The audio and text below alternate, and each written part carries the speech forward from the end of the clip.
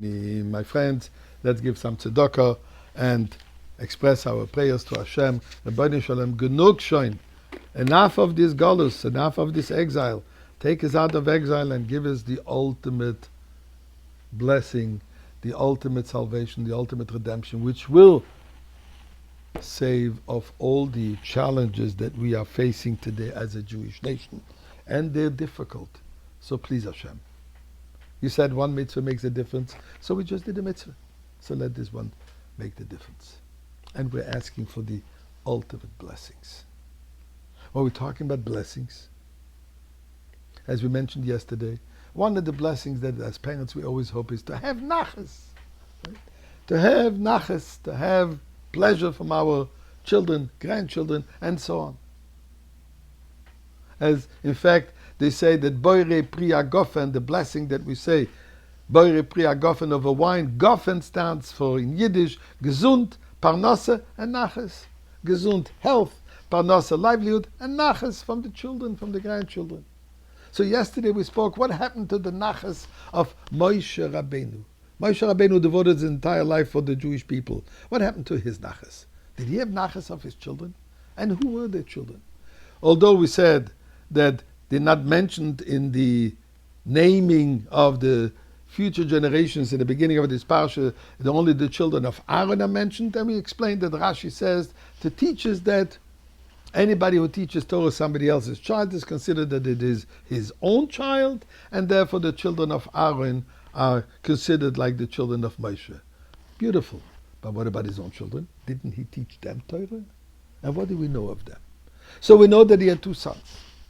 First one was Gershon, the second one was Eliezer. Gershon is named, as he said, because Gero Yisi Beretz Nachia. I was a stranger in a strange land. When he fled Egypt and he was in Midian, all alone, far from his family, far from the Jewish people, from Egypt. And Eliezer, he named him because Elekei Avi Be'ezri, God came to my help, God came to my safety when he ran away from Paro. Paro wanted to kill him, so he named these two children Gershon and Eliezer. But that's all we know about him. They mentioned just twice or three times in the Torah. After that, when they came back with their father-in-law, with their Zayde, and their mother to the desert to receive the Torah, they disappear in oblivion. No more mention of them. In fact, there is a sad mention of them. Later on in Tanakh, in Shoftim, it says, there was an individual by the name of Micha who introduced idolatry to the Jewish community.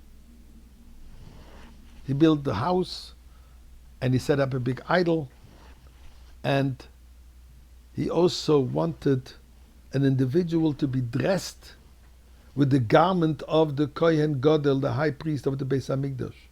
And he was looking for somebody to do the job, to dress and undress.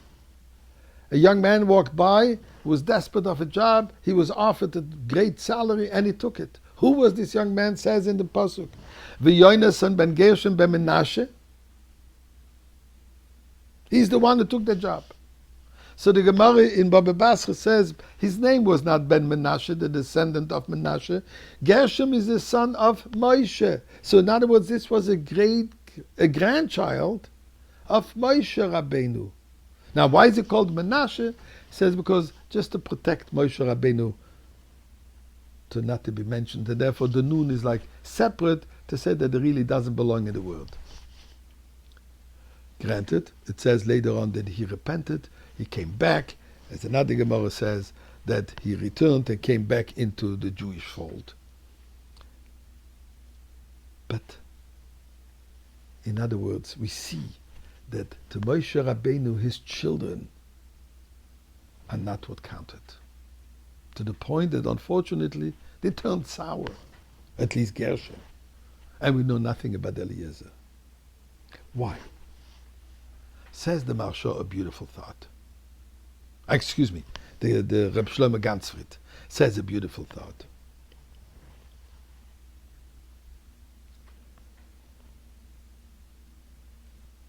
The Torah tells us that every Jew can be a son of Moshe.